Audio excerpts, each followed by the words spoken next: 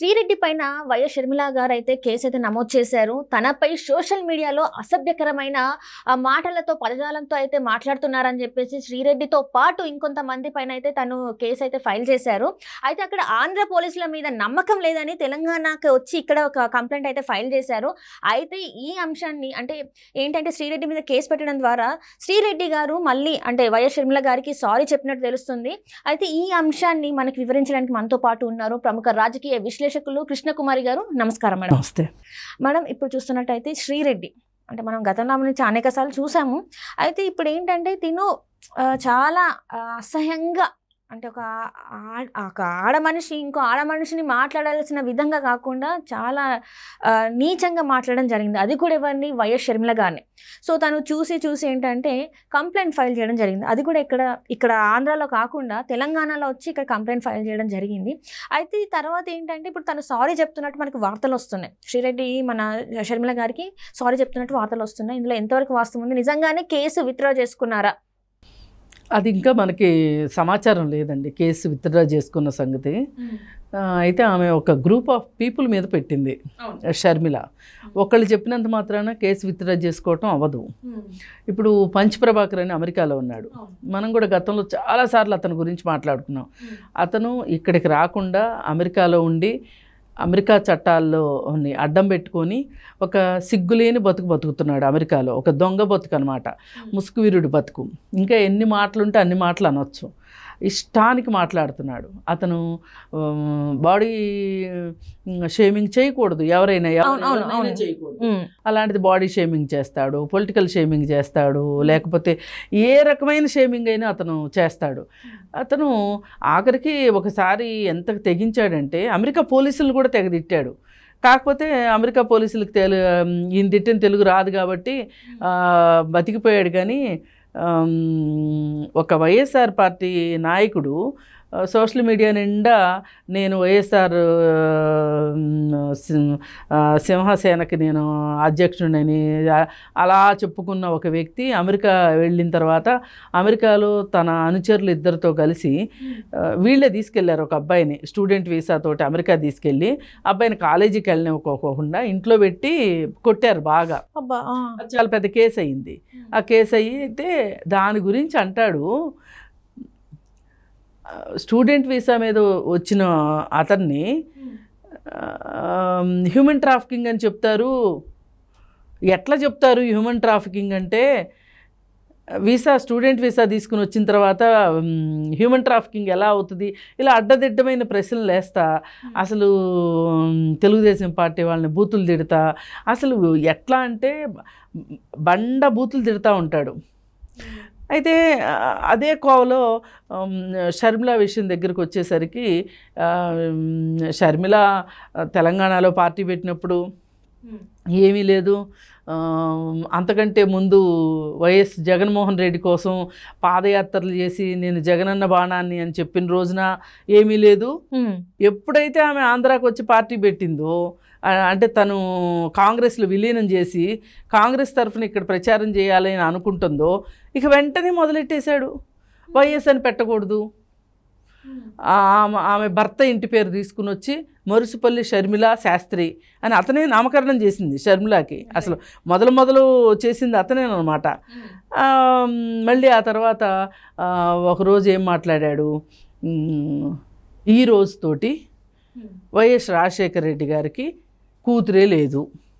అట్లా ఎట్లా మాట్లాడగలుగుతారు మీరు? అంత స్వేచ్ఛ ఎక్కడి నుంచి వచ్చిందంటే ఒక మహిళ గురించి అది దొంగ బతుకు. ఇప్పుడు శ్రీరెడ్డి కేసు ఎక్కడ అవుతుందోనని చెప్పి గబగబా సారీ చెప్పింది. కానీ అంటే షర్మిల కేసు పెట్టదు అని అనుకుంది.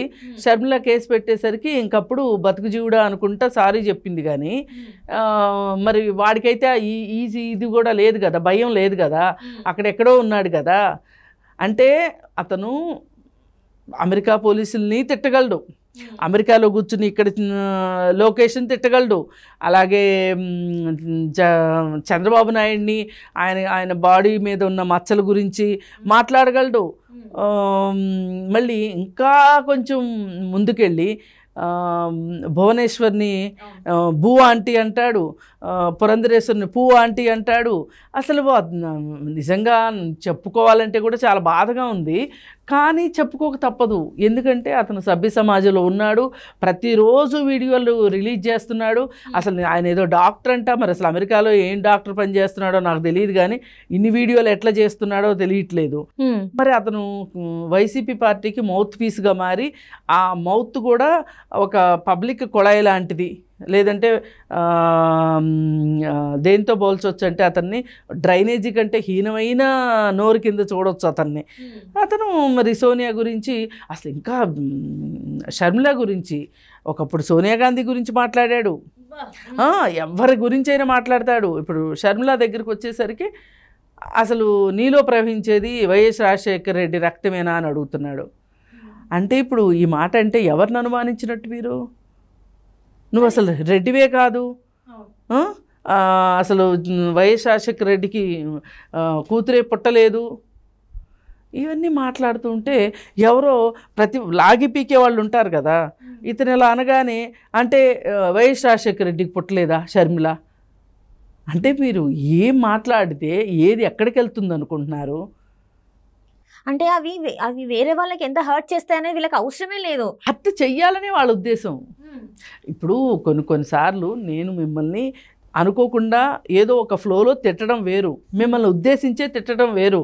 అనుకోకుండా ఫ్లోలో తిడితే నేను వెంటనే అర్థం చేసుకుని సారీ అమ్మా సిరి అని నేను చెప్తాను. కానీ నేను కావాలి మిమ్మల్ని బాధ పెట్టాలనే తిట్టాను అనుకోండి, నేను ఎందుకు సారీ చెప్తాను? ఇంకా మీ ఉద్దేశం అదైనప్పుడు ఇంకా సారీ చెప్పాలి, వాళ్ళ ఉద్దేశమే అది.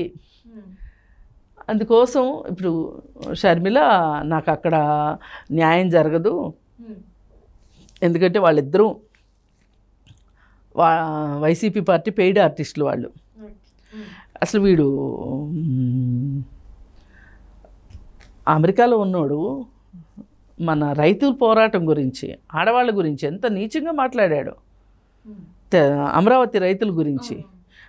అసలు వీళ్ళని లేదు వాళ్ళని లేదు, జగన్మోహన్ రెడ్డికి ఎవరు వ్యతిరేకంగా మాట్లాడితే వాళ్ళనల్లా అసలు అందులో విషయం ఉందా, మంచి ఉందా, చెడు ఉందా చూసుకునేది లేదు. తనదైన రీతిలో తను స్పందిస్తాడు, తను ఏ మాట అయినా అనటానికి జంకడు, బెదురు లేకోకుండా మాట్లాడతాడు. మరి ఇప్పుడు నేనేమన్నానంటే ఒకసారి అసలు నువ్వు మాట్లాడేదంతా నువ్వు కరెక్ట్ అని అనుకునేటట్లయితే, నువ్వు అంత ధైర్యవంతుడివే అయితే గనక ప్రతి వాళ్ళని ఒక అమ్మకి అబ్బకి పుట్టాడా అని అడుగుతాడు. సరే ఇవన్నీ మాట్లాడుతున్నావు కదా, మా నోటితో నిన్న అవన్నీ మేము తిట్టంలే, కానీ నువ్వు అసలు హైదరాబాద్ రా ఒకసారి, లేదంటే విజయవాడ రా, వచ్చి కూర్చుని మాట్లాడుకుందాం. ఎక్కడో దొంగలాగా కూర్చుని మాట్లాడటం కాదు, నీకు దమ్ముంటే నీకు ధైర్యం ఉంటే నువ్వు రావాలి కదా ఇండియాకి, అసలు ఇక్కడికి వచ్చి మాట్లాడొచ్చు కదా, అంతే కదా. ఇప్పుడు మన చట్టాల ప్రకారం, అమెరికా చట్టాల ప్రకారం ఏంటి అంటే ఇప్పుడు అతన్ని ఇక్కడికి రప్పించలేరు, అది ప్రాబ్లం.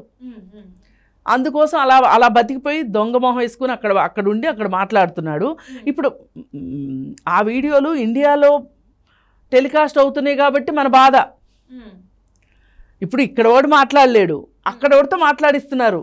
అక్కడికి స్క్రిప్ట్ కూడా తాడేపల్లి నుంచి వెళ్తుంది. ఇక్కడ ఉన్న వాళ్ళకి స్క్రిప్ట్ తాడేపల్లి నుంచే వస్తుంది, అమెరికాకి స్క్రిప్ట్ తాడేపల్లి నుంచే వెళ్తుంది. మరి ఏమనుకోవాలి వీళ్ళని? వీళ్ళు నిజమైన రాజకీయ నాయకులు అనుకోవాలా, లేకపోతే స్పోక్స్ పర్సన్స్ అనుకోవాలా, లేకపోతే ఇంటర్వ్యూలు ఇచ్చేవాళ్ళని ఏమనుకోవాలి ఇట్లాంటి వాళ్ళని? అసలు అంటే జగన్మోహన్ రెడ్డి గారు సొంత చెల్లి మీద ఇట్లాంటి వ్యాఖ్యలు చేస్తుంటే ఎందుకు ఈ రోజుకి కూడా స్పందించట్లేదో నాకు ఇప్పటికీ అర్థం కాదు. సొంత అన్న మీదే ఆవిడ రాజకీయంగా ఎదుర్కోవాలని చూస్తున్నప్పుడు అక్కడ అన్నా చెల్లి బంధం ఉందని నేను అనుకోను. కానీ నేనేమంటానంటే, ఒక మనిషివి నువ్వు ఇంకొక మనిషి మీద అలా ఎలా మాట్లాడగలుగుతావు? ఇక్కడ పార్టీలు పక్కన పెట్టండి కాసేపు. నువ్వు ఒక స్త్రీకి విలువ ఇవ్వమని నేను చెప్పను. అసలు నువ్వు ఇచ్చేదేంటి బోడీ, నా విలువ నాకు ఉంటుంది, నువ్వు తీస్తే పోద్దా? నేను అలా ఒప్పుకోను. నేనేమంటానంటే, నేను ఒక మనిషిగా చూడు, నన్ను ఒక మనిషితో డీల్ చేస్తున్నాను అనుకో, ఒక స్త్రీగా డీల్ చేస్తున్నాను. ఓసారి ఇట్లాగే ఎవరో ఒక ఆయన నాతో పాటు కలిపి డిబేట్ చేయాలి అని అంటే, నేను ఆమెతో చేయనండి అన్నాడు. ఎందుకు చేయవు అని అంటే, లేదు నేను ఆడవాళ్ళు మనసు త్వరగా నొచ్చుకుంటారు కదా, అందుకని చెప్పి వాళ్ళు మనసు నొచ్చుకోకూడదని నేను చెయ్యట్లేదు అన్నాడు. కానీ అది కాదు కారణం. అతను ఒకప్పుడు కూకట్పల్లి ఆంటీలు అని ఉన్నాడు. ఎవరిని? అమరావతి మహిళా రైతుల్ని గురించి ఉద్దేశించి వాళ్ళు కూకట్పల్లి ఆంటీలు అన్నాడు. ఏం కూకట్పల్లి ఆంటీలు అయితే చేయకూడదా? నీకు ఎట్లా కనిపిస్తున్నారు? ఒక ఉద్యమకారులు వాళ్ళ రాజధాని కోసం పొలం ఇచ్చిన తర్వాత ఆ రాజధాని రాలేదనే బాధతో వాళ్ళు మాట్లాడుతుంటే నువ్వెలా మాట్లాడతావు? నువ్వు అసలు మనిషివేనా అని చెప్పి నేను మాట్లాడానని ఆ కోపం పెట్టుకుని నాతో ఇంటర్వ్యూ చేయడానికి ఇష్టపడలేదు. అదేమంటే ఆయన చెప్పిన రీజన్ ఏంటంటే మనం జెంట్స్ ఏదంటే అది అంటాం కదా, అప్పుడు ఆవిడ తట్టుకోలేదు, వాళ్ళ బాధ పెట్టినట్టు అవుతుంది అని. నేను చెప్పా, పారిపోయాడు, నాతో మాట్లాడే ధైర్యం, నా పక్కన కూర్చుని మాట్లాడే ధైర్యం లేదు. నేను అంతా ఇప్పుడు ఈయన ఇచ్చే స్టేట్మెంట్లకు భయపడి ఇంటర్వ్యూలోంచి పారిపోయేంత పిరికిదాన్ని అయితే నేను ఇన్ని మాటలు మాట్లాడలేను. ఈసారి ఎప్పుడైనా చెప్పండి, ఆమె ఏం భయపడదంట, మిమ్మల్ని ఇంటర్వ్యూ పిలవమనే అడుగుతుంది అని చెప్పండి అని చెప్పా. Right right. ఇప్పుడు ఈ విషయానికి వస్తే అసలు వాళ్ళ పార్టీకి ఎదురు తిరిగి ఎవరు మాట్లాడకూడదు. ఇది మొత్తం జగన్మోహన్ రెడ్డి కన్సర్నల్లోనే జరుగుతుంది మొత్తం అంతా, అంతకు మించి వేరే కారణం లేదు. ఇప్పుడు శ్రీరెడ్డి కూడా సారీ చెప్పటం వెనక మన కారణం ఏంటి అంటే ఇప్పుడు ఈ కేసులు ఏమి ఎదుర్కొంటాంలే అనే ఉద్దేశంతో అసలు మధ్యలో నా జీవితం అంతా సంకనాకిపోయిందని చెప్పి జగన్ మీద ఇష్టం వచ్చినట్టు మాట్లాడింది. మళ్ళీ ఏం సర్దుబాటు చేశారో, సర్దుబాటు చేస్తే మళ్ళీ వైసీపీ మాటలు మాట్లాడుతుంది. ఆమె అచ్చంగా వైసీపీ అధికార ప్రతినిధి, ఆమె అప్రకటిత అధికార ప్రతినిధి. వాడు అమెరికాలో ఉన్నాడు అంతే. వీళ్ళంతా అప్రకటిత వ్యక్తులు అనమాట. ఇప్పుడు మామూలుగా అయితే ప్రతి పార్టీకి స్పోక్స్ పర్సన్స్ ఉన్నారు, వాళ్ళు వస్తారు, వాళ్ళ పార్టీ విధానం విధి విధానాల గురించి మాట్లాడతారు, సంతోషం. ఏది ఏమైనప్పటికీ ఆమె భయపడి సారీ చెప్పి షర్మిల ఒక్కదానికి సారీ చెప్పటం కాదు, ఇంకెప్పుడు ఇట్లా ఎవరి గురించి మాట్లాడుకోకుండా ఉండడం కరెక్టు. అంటే కేసుకు భయపడి సారీ చెప్పింది కానీ ఆమె నిజంగా ఆమె మనస్తత్వం మార్చుకుంటుందని నేను అనుకోను. సారీ చెప్పినంత మాత్రాన్ని కేసును విత్డ్రా చేసుకోవాల్సిన అవసరం లేదు. కేసుని ఆమె ఎదుర్కోవాల్సిందే.